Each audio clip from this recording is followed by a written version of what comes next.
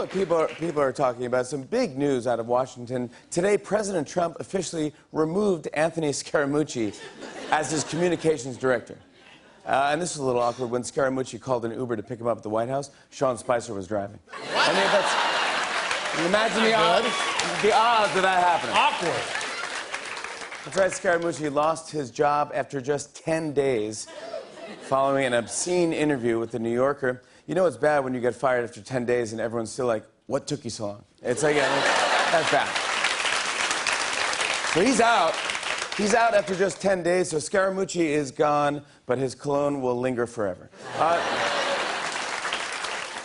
And get this, Scaramucci's official start date was supposed to be August 15th. Or as Trump put it, see, we're setting so many records. He's the first person to ever get fired before they start working. We're setting so many records. And it came out that Scaramucci actually missed the birth of his son last week because he was with Trump. So this is real, he texted his wife, congratulations. Trump was like, you don't text your wife after she has your baby, you tweet her. Yeah, I mean,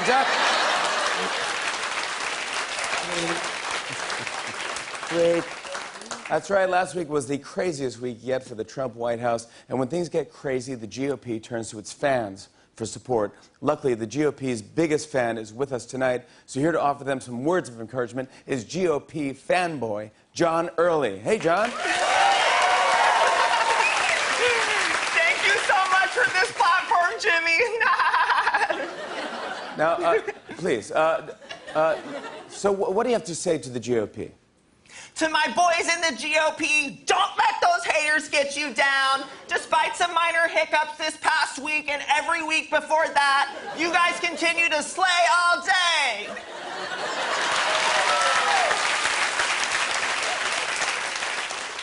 Now, John, on Friday, Reince Priebus was forced out as chief of staff after just 6 months in the position. Do you have a message for Mr. Priebus? Keep your chin up, Reince. Daddy's not sorry, Donald's not mad, just disappointed. Take your time out to think about what you've done.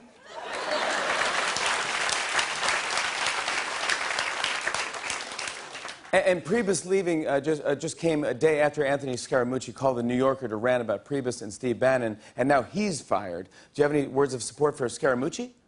Keep telling it like it is, Mooch. We as a nation love that you're not PC and or fake. Enjoy that time off, babe. I hope you spend it like Steve Bannon would, by sucking your own... Wait, John. What? John, you're on national television. I can't hear anything you're saying right now. I think it's a connection-based issue. We'll work on that. Well, finally, the GOP is having a lot of trouble getting a new health care bill passed. President Trump has called out the Republican senators on Twitter, telling them that they need to repeal and replace Obamacare. Anything you want to say to Donald Trump about this? Stay strong, DT. You better work. And by work, I mean needlessly take away the health care from the very people you promised to protect. Who hurt you? GOP fanboy John Early, everyone.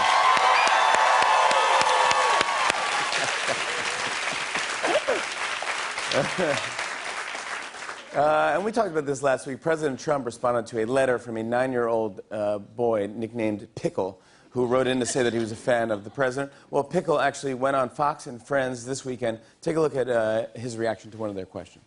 You know, a lot of kids write letters to the White House, but not all of them get an answer from the president himself. What did you think when you heard the president had read your letter and wants to be your friend? What did you think, buddy? What do you think? You're shocked. Yeah. That kid was so good at avoiding questions, Trump named him White House Communications Director. Wow. Today. Pickle. Wow. Pickle is in the White House. And finally, I read that 5 baby flamingos were just born at the Sacramento Zoo. And this is nice. The mother even got a text from Anthony Scaramucci saying, congratulations. On and on and on. I said, and it's on and on and on.